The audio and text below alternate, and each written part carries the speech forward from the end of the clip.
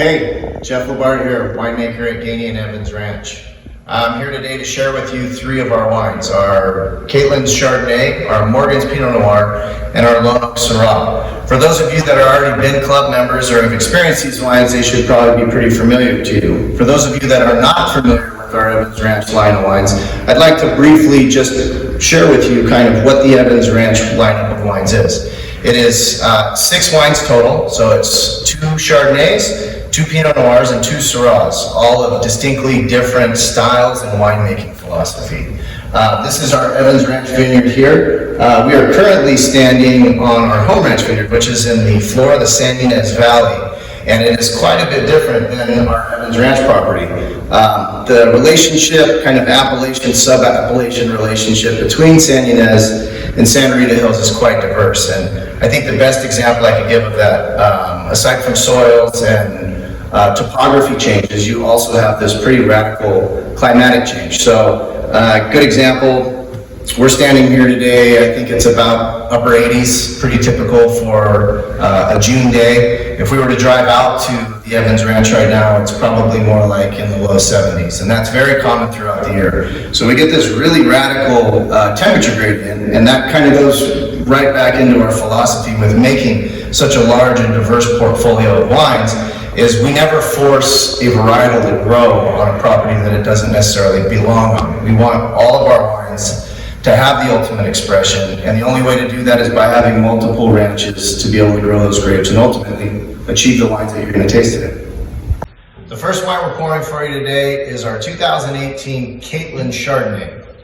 Caitlin Gainey is a 4th generation Gainey, and she is Dan's youngest daughter. The Caitlin's Chardonnay is a very rich, creamy, smooth, layered Chardonnay. And I'd like to explain a little bit about how we create that depth and texture in the wine. So a lot of you have probably heard the term malolactic fermentation. Malolactic fermentation is the conversion of malic acid to lactic acid in wine. And the most simple way to think about this, malic acid is apple and lactic acid is milk. So you're converting green apple acid to milk acids. So that really helps if you're trying to make a wine of this style that is rich and creamy and a little bit buttery and has a lot of spice to it. That really lends itself to helping create the style of wine we're looking for. The other thing we do is we ferment this in 100% French oak barrels.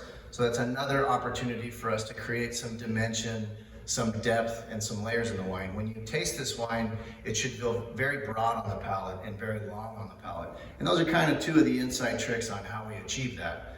Predominantly use clone 4 in this. So again, going back down to the lower section of the vineyard where this is grown, these rows run east and west instead of north and south, and that's to maximize sun exposure and get the ultimate expression of ripeness that we can out of this. The wine's beautiful. I hope you enjoy it. Cheers.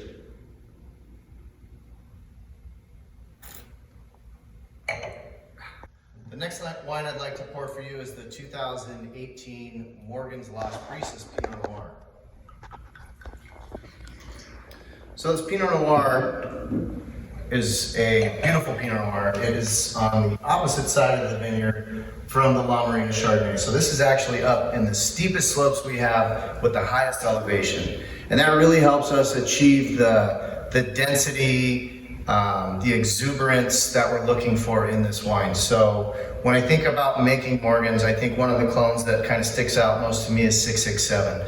So it's kind of reliably fits the profile. And when I say the profile, what I mean is we're looking for a wine that has not just some density and size to it, but it also has a lot of really exuberant natural acidity.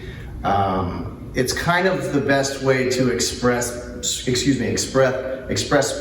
both brawn and beauty in a glass wine, and it's a very delicate balance. But that 667 clone works really well for this. The way that we ferment and extract our Pinot Noirs is by doing punch downs. A punch down, for those of you that have never seen one, the kind of best way I could describe it is making a cup of tea. So you have your hot tea cup and you have your tea bag. And every time you dunk your tea bag into the coffee, you'll notice that you release a little bit more color and flavor and aroma. Well, the same thing can be said to be true about making red wine. If we never kind of reintroduce the skins back into the juice, because during that fermentation process, we create alcohol, but we also create a lot of heat and CO2. And that takes the skins and it pushes them to the top of the fermenter. So you have all of this juice at the bottom that is no longer in contact with the skins. If we never pushed those grapes back in or punched them in, you would end up with something a lot more akin to rosé. So when we do that, we're constantly extracting more flavor, more color, more aroma. The trick to making Pinot Noir is that we have to be very careful about the amount of extraction that we actually achieve. So we adjust the punch down regimen on this wine every single day during harvest. So during the fermentation life of this wine, and even during the cold soak, I will walk through the cellar, I'll taste the wine, I'll say to myself, okay, are we achieving the size we need? Are we starting to extract anything harsh at all? And so that'll kind of lead me to decide, okay, do I want to increase and get a little bit more extraction, or do I want to lay back and allow a little bit more subtlety come into the wine? And it's through that kind of technique that we're able to maintain this balance. That and the fact that we're working with some of the best Pinot Noir in the world doesn't hurt either. So that's the Morgan's Las Brisas Pinot Noir. Enjoy.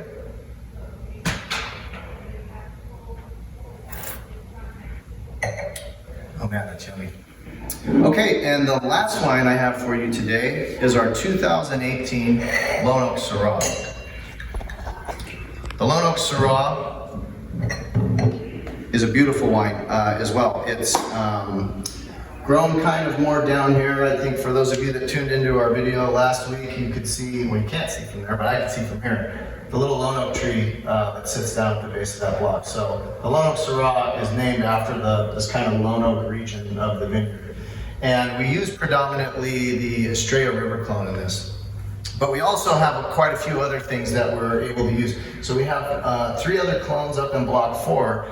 So the Estrella River clone kind of adds this very supple, sweet, easy to approach texture. And the other blocks that we have add a little bit more of kind of the white pepper type of characteristics you get from cool climate Syrah. And the special ingredient, if you will, is Viognier. We actually co-ferment about 2% Viognier into this, and the Viognier is actually amazing. You would think, what does 2% do? 2% does quite a bit. So not only does Viognier historically lend itself to adding perfuminess and lift to the Syrah aroma, it also acts as a stabilizing agent. Viognier has one of the highest tannin profiles of any white varietal. So it actually is a wine that we can add to a red wine that won't soften it dramatically. It actually adds more tannin structure to the wine and helps as a color stabilizer. So we love it for that reason. And I'll tell you a funny story. This is the wine that you always want to think that something terrible's happened to know that it's right. And what do I mean by that? Well, during harvest, we have all of these open top fermentations going on. As I explained with the Pinot Noir, the Syrah's fermented the same way. So we ferment it in small open top tanks and we punch it down. Well, what's different about this Syrah from all of the other red wines we make is when you're walking along, you see white grapes sprinkled in on top of the reds. And I think even now, after making this wine for over 10 years, I still walk by and I go, wait a minute, oh, never mind. That's the Lone Oak Syrah. It's exactly as it's supposed to be. So I hope you enjoyed all 3 wines today. Lone Oak Syrah, cheers.